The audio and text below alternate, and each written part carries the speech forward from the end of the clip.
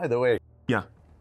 I had to audition again, re-audition. Wait, Yeah, what? so did I. Whoa! Wow.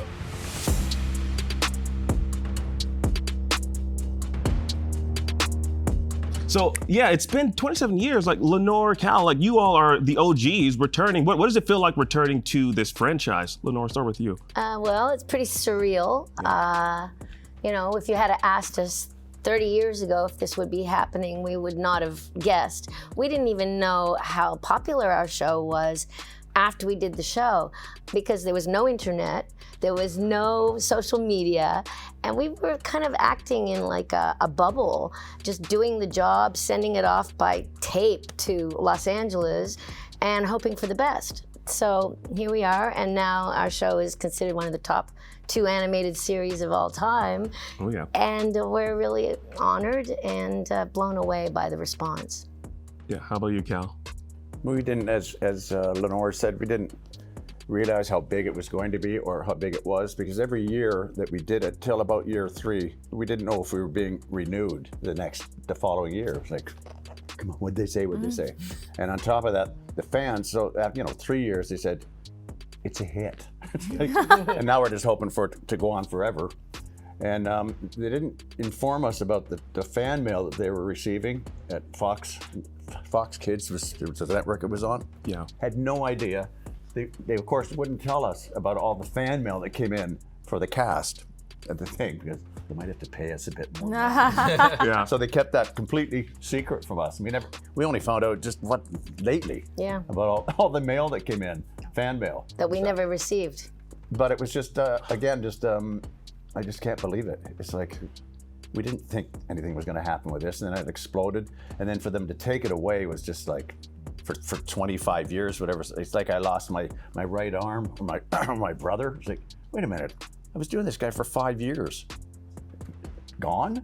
Yep, see ya. And when he came back, it was just like, get out of here, really? I'm quite busy. I can't. It's just exciting as hell. It's like it's unreal, like kind of like surreal. Mm-hmm. And it just, it's like having the family back. Yeah. And then when we went in to record, and we're in the same studio we were in 30 years ago, the same studio. Studio in Toronto, yeah.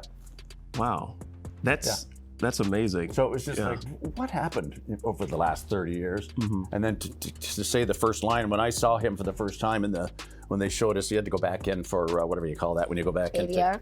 Thank you. An ADR thing to do the lines, because they messed up on the animation, or the animators didn't do it to like, back off, bub. So I'd go in because they did it to back off, bub, or something like that. So I would have to, and I went into the studio, and Meredith is there, and there's this big screen, and out walks Wolverine on the screen. I was like, holy shit. I said, wow, you look good. And he did. She was just like, it was like real. It looked like a real guy all of a sudden. But I miss our old animation from the first couple of years and stuff, but this is just unbelievable. Gene may dig the Boy Scout routine summers, but I don't much go in for being bossed around. Fry me a river, Wolverine. Now, Holly, I gotta ask you, because you said you cried a couple of times. You met Lenore, of course, legend here. Yeah, I mean, talk about surreal. This is like actual, literal childhood dreams. What I was saying to Lenore is that, when we're kids, like, yeah, obviously it's a childhood dream to, be a voice actor, to voice a Saturday morning cartoon or something like that. But mine was actually literally this show. Mm-hmm. This is what we played on the playground, right? And during the test record, I was telling, the team that, like, we used to have it wasn't really competitions, it was just being competitive as children, being like, who could imitate the voice better, who could say it better. I was just rogue. Excellent. Surreal is just the word that I keep coming to, because it's not just a revival and I get to be in the revival, I get to be on the revival with the actual original cast. A lot of them. It's unbelievable. The people you were running around in this class, in the schoolyard, impersonating? One of them emailed me. One of them, not one of the kids that I actually played with, but a kid from that age, like found my, like the second the trailer launched, you know, I got an email that was just like, hi, I'm not sure if you remember me. My name is this, and I just saw this news, congratulations. Wow. Thanks. That's awesome. Age, I gotta ask you, I know you're a huge fan. I mean, you've said numerous times before you actually started that you could talk for days about X-Men. It's embarrassing. My brother and I would record the show, and we would, record on VHS, and I would take notes. Like, that's how nerdy it was. I'd be like, oh, okay, Rogue is related to Mystique, and then this was, okay. Like, I would actually keep notes in a journal, and it was, I would try to throw cards and the whole thing. Like, I made my brother a Cyclops visor, and it was an obsession. It was one of those things where, and then of course, when I hit, started to become a teenager, I was like, maybe my mutant powers will start to activate. Because that's kind of how that happens. What did you think your power was going to be? I don't know. It would probably be something lame like changing the channel or something, but I don't know. I mean, Wolverine's powers are definitely, who wouldn't want that? But yeah, no, it was something that as a nerd or as a kid who felt sort of like other, X-Men was a real beacon for like, oh, there's all these kind of weirdos like me that all get together in a group and kick ass. And yeah, there was nothing else like it at the time, especially since it was very adult in a way that other animation wasn't. It really felt like you were, I don't know, like you were seeing something that was so much bigger than a kid's show, and it was. As you can see from years of people being obsessed with it, it transcends being a kid's show. Remember, no powers. And what about Gambit's other powers? Oh. Ray, I know your experience with the original animated series is a little bit different, but I have to say, ashamed to say, I did not grow up with this show. I was the 5 a.m. Pokemon kid before the bus.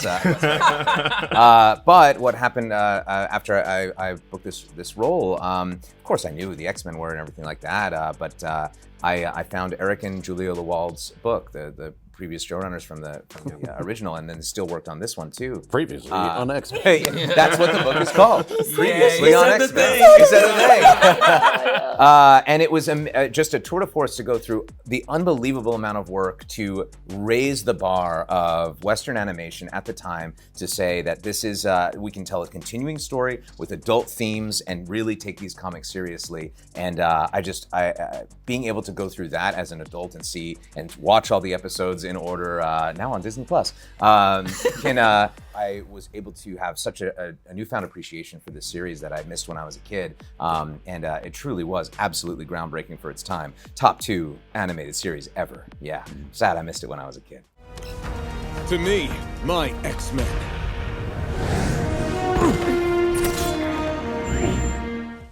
What are the questions that I really have for the new cast and Cal, Lenore, I want y'all to weigh in on this. After watching a couple of episodes, you all really honed those voices to a T, in my opinion. Like, I honestly, it was like, closing my eyes. I didn't have to close my eyes, I can just watch. But I was like, that's Cyclops. That is Cyclops. That's Gambit, that's Jubilee. That's Jubilation Lee. Jubilation Lee. I'm sorry, I just like saying Jubilation. It's a very funny first name. But I love Jubilee. But I'm kind of curious, how did you all find the voices for your characters? Oh, you pointed at me. Well, it's a weird thing, because it's something that specifically Wolverine and Gambit were the two characters that I would imitate as a kid, because it was kind of this running joke with my friend John where we go, "This one's for you, Morph," was just a thing we'd say all the time. So it's like these voices live in my head, Jane. But then with Gambit, it was just my friend Ben and I in high school go, "You an assassin or a thief?" It was just like a thing we'd say back and forth to each other all the time. And his sister Erica just messaged me recently. It was just like, "You're Gambit," and I was like, "No!" It was just something we'd say as a joke all the time, and so that voice lived in me. And the weird thing is, and I would never recommend anyone do this, I don't know if you guys did this, but when I got the audition, it was like 20 voices, and I was like, I'm only auditioning for Gambit. I was like, I just want to be Gambit, which is, I would never, ever, ever recommend anyone do that, but I just put all my energy into that, and then also just looking up I have a friend, Chet, who's Cajun, and I was just like, what are terms I could throw into this that are authentic, and like, is this accent wrong? Is this just like trying to bridge the gap between what Chris Potter did and then also trying to put as much Cajun flavoring into it as I could. And so I really just focused on that, and it's surreal to be here after that, by the way. Like, I'm still absorbing all of this. This is very new and weird. Yeah, it seems like that technique really worked. I guess it did. I don't know. I mean, I really rolled the dice on it, and thankfully that worked out. Well, can I just weigh in there and say we actually got a chance to work together this year, like last year, and he sounds so much like the original Gambit. He sounds really good. I've been terrified of that. Even though that keeps me up at night. I'm like, oh, people are gonna hate me. He said he was very nervous having me there, and Yes. it was surreal hearing You're my rogue. voice. God, your voice is burned into my. When I read the comics, you guys are what I hear. Like, yeah. You did a great job. Oh, thank you. Thank you. I love you. Thank you. I love Thank you. you. Can I love we you. touch? We can touch. Yes, oh my God.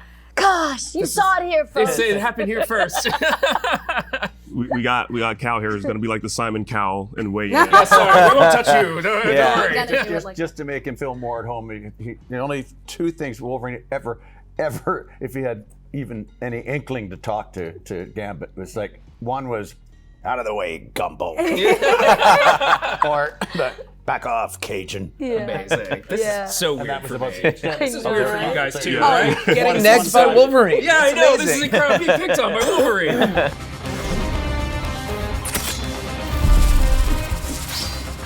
How did you kind of find the voice for Jubilation? When the audition came through, I actually didn't get the whole spate of all the available characters. It was just for. I also got the women.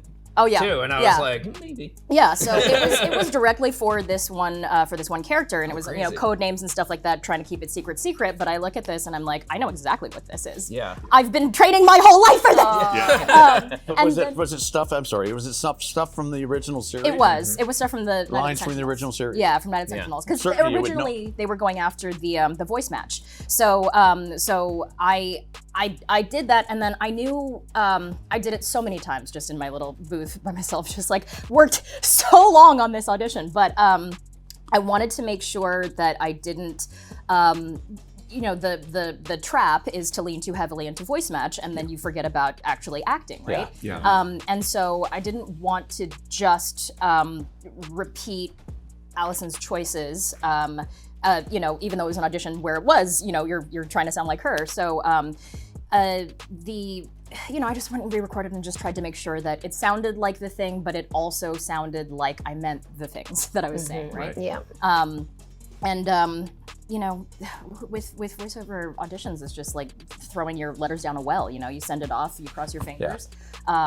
Maybe also send along, a note to your agents being like, well, I hope it sounds like it because I did this every day when I was 8. I was 8. Along with a picture of me at 9 dressed as Storm for Halloween. Oh my God, that's amazing. But yeah, and then in the test record, I think they were trying to find it, right? They did say specifically, like, we realized that we went for the voice match, but we hired really good actors for this. Yeah. So why don't we just let them, sort of free them of that obligation to sort of, try to evoke the previous voices. And I think we do anyway, just because how could we not be influenced by that, right? It lives in your head. Right. So that's gonna come through anyway. We don't have to try to do that. But as far as reading new lines with new inflection and new choices, and I don't know. I think that's just our work as an actor, is just do the best we can to try to say these things with the meaning that's behind them. By the way, Yeah. I had to audition again, re-audition. Wait. Yeah. What? So did I. Whoa! Yeah. The line, the scene that they picked was so obscure, and because for Wolverine, and when I was first trying to find the voice, even, but getting into the episodes, each episode said, "What do you mean he doesn't yell at anyone here, or scream, or be ignorant, or be like funny, underhanded funny?" Yeah.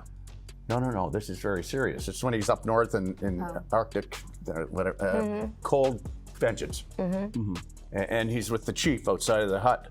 and the people are all celebrating because Wolverine, Fisher's better than everyone and all that. And he's put all he's like left the X-Men. And the chief turns to him and says, the people are very happy, and it's all because of you.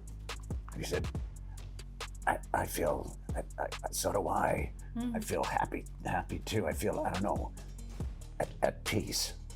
But that's the scene that they picked me to do. Like, so unlike a Wolverine, the voice that he ends up doing all the time, like this soft, quietly speaking thing. And I found that interesting. But you got the part. I got it. Absolutely. I mean, that's really interesting. I had to audition too. Yeah. What was your experience? Well, I got a message. I got an email from somebody saying, "Hey, Disney's going to be doing some new show. They're not really saying what it is, but they're trying to find you." That's what they did the first time around. Right? Exactly. And they're trying to find you, and I know how to get you. So, can I give your number to them? And I'm like, yeah, I mean, if this is real, if this is a for real thing, just ask them to call me. And then I got a call from Meredith saying that, they were doing this show. They didn't really want to say what it was. Could she send me the script and could I put it down on tape and send it? Which I said, sure, and you do it on your phone. And I got the lines, and they were my lines from the original show. So weird. Yeah. And I was like, oh, it's Rogue. Okay, well, I'll just do Rogue, right? So then I did it and set it off, and then about a month later, 3 weeks later, I got a call saying, okay, the producers want to meet with you on Zoom. So then we went on Zoom, and they got me to read with Meredith on Zoom. And then at the end of it, they were like, "Oh my God, Lenore, we just love you. We're just fans. Would you please be in the show? Because we really want you in the show." I'm like, "Absolutely, sugar, you got me."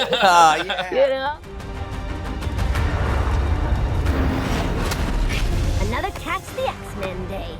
We hear your character, Ray. We hear Cyclops say, "To me, my X-Men." Yeah. It's like, that Boy Scout, that voice. Now, for someone who hasn't, you didn't grow up watching it, so how did you discover the voice? How did you find it? There is a magical YouTube video called "Cyclops Says Gene a Lot." It's 2 minutes long, and it's the thing that I do. It's just nothing but him going, Gene, Gene, Gene, Gene, Gene. That is like I met Ross Marquand last week at a convention, and he said it's his also go-to to get into the Professor X voice. Just saying Gene. There's something about that name that just gets you into the X-Men verse. But yeah, I did the same. I had actually a very similar story as Holly, where I did the audition, booked it, we did a test recording, and I re-recorded that first episode maybe around 5 times, even in ADR, just going through every single line over and over again as we settled on what this voice was, because it started off as a voice match, but there was a level of dorkiness to Cyclops that they were like, we don't know how much of a dork he should be for this continuation. Go for it. Yeah. Go right to the Go right to the top. And I said the line about I said the line about Gambit saying all he cares about are his stupid beignets like 100 times, and like varying degrees of whininess and like how much are we going to do. And I think we eventually, over this course of like months of re-recording, we settled into a voice where he's a little bit. He's really getting into his role as a leader, and he's calming down a bit, especially with the story with him and Jean, and sort of being less Boy Scout. He still has that mentality, but not so much. The Friends of Humanity had retrofitted Sentinel weaponry. Do you have any idea what that means, Gambit? Means you get to howling like a lonely kettle left on a fiery stove. Let's talk about the characters more. So it's about roughly 4 or 5 months since Xavier pieces out. Where do we find the characters? I know Ray, Cyclops he's pretty much like taking over as the leader, even though he was the leader, but now it's like there's a bigger void to fill. So where do we find Cyclops in '97?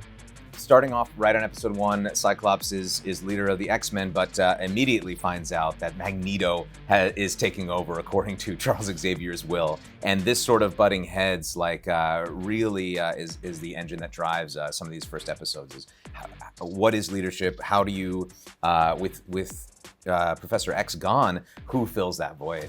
And Cyclops too, with his personal relationship with Jean and having a baby. It's where does he go from here? And maybe he wants to leave and retire. So a lot of these questions are brewing around this first season, and I think they did a really good job of always having new bits of information to drive the story forward and drive Jean and Scott's relationship forward, which is always going to be stormy. So to speak. Yeah. And all Still a Boy Scout, eh? Yeah. Lenore, we see Rogue. Rogue is she's going through some stuff as well. I mean, with Magneto now as the leader of the X-Men, of course they have a bit of a history together. Mm-hmm. Tell us where Rogue is. Well, she's feeling a little torn because she does have a history with Magneto that she has not shared with anybody. She hasn't told anybody. The X team does not know. Gambit doesn't know. The thing about Rogue and Gambit, I believe they are deeply in love with each other, but she can never let her guard down because she knows if she allows herself to just fall in love and go along with it, she will probably kill him. Most relationships, right? really. I mean, it's kind of like, imagine if you had a peanut butter allergy, right? And and somebody that you loved had just eaten peanut butter and kissed you, right? Which I thought you were gonna say was made out of peanut. Yeah, but that's what I thought. Their mutant power was peanut butter. But it's like that, but it's obviously it's deeper. Yeah. She carries that. She has that responsibility she has to carry with her. So she never really lets her guard down. And because of that, she's somewhat of a loner, like Wolverine in that sense. And so when Magneto comes back into the picture, some of that attraction is definitely still there. And as we discovered, can they touch? Will they be able to touch? Who knows? And this is the ironic thing that's going on between her, Magneto, Gambit. Gambit, of course, doesn't want to have anything to do with it and is pissed off about Magneto. I mean, he's jealous. He can sense things. He's not stupid. So it's a great setup for us. Yeah. Speaking of which, is Gambit stupid? I don't like it. Well, I don't like he's it. not stupid. I know he's not. No, he's not. he's I mean, not. He senses something's up there. right? Yeah. It's funny because when I read the scripts, I was like kind of heart sick because I was reading it. I was like, no, I don't like this. I was like, no, this isn't right. So yeah, Gambit's in a bit of a weird spot where it feels very much so. It gave me my own sort of pangs of, any relationship you're in where suddenly someone's like, I think that person, I'm kind of into them. And you're like, what? There's a sense of he's trying to maintain his Gambitness, is cool, but also he's hurt because the person he loves and is obsessed with is now suddenly looking over at someone that you can have an intimate relationship with, and that sucks. Yeah. So it's a bit of a weird, he's such a loner. And they're all kind of loners to some degree. Right. There's no happy X-Men going around. It's great. But he's feeling, he has this facade that he likes to maintain, and it's sort of being broken down because she's the thing that's most vulnerable about him. And so now that's being toyed with and messed with. He's feeling confused and feeling even more out of place in the X-Men than he did before. So it's a weird place for him. Speaking of like romantic relationships, I mean, it seems like there's something budding on Jubilee's side. Where's Jubilee in this series? She's so interesting just because obviously in the original series she was the baby of the group. Yeah. She was the surrogate audience, coming into it and like absorbing all of this for the first time and growing up. She's almost 18, she's like right at this age of like, when do I become an adult? She's becoming an adult. We're seeing it happen. This is that very fragile stage that she's in right when we step back in.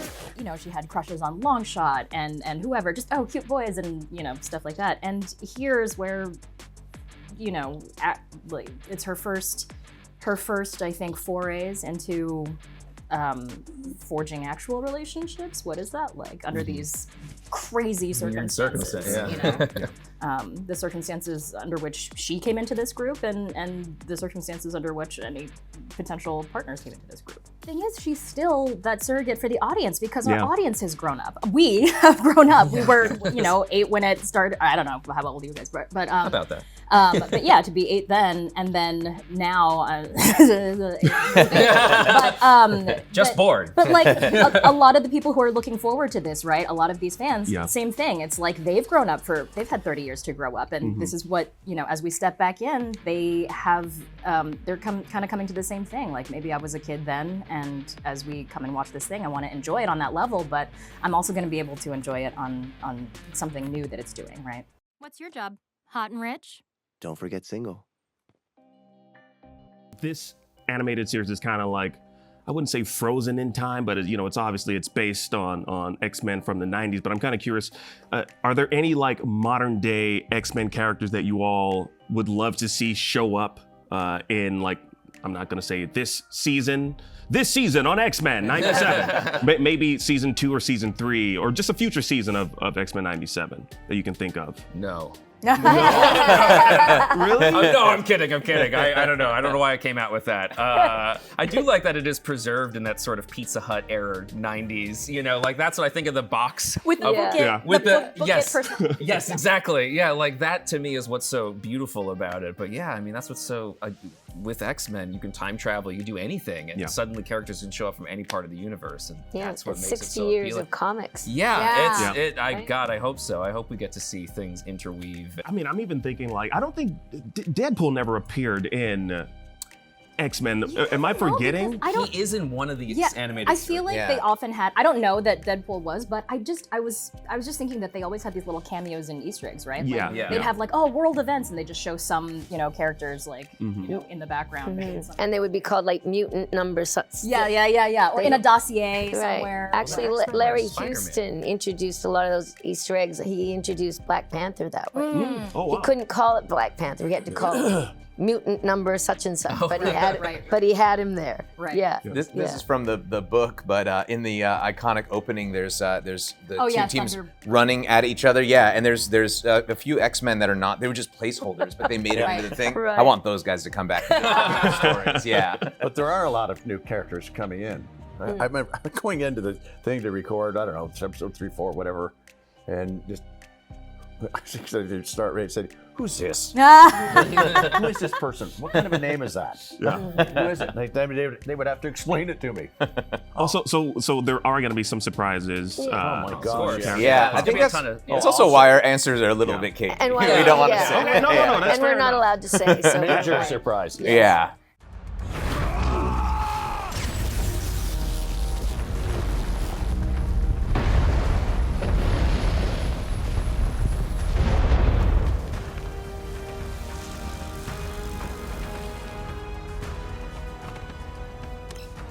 To me, my X-Men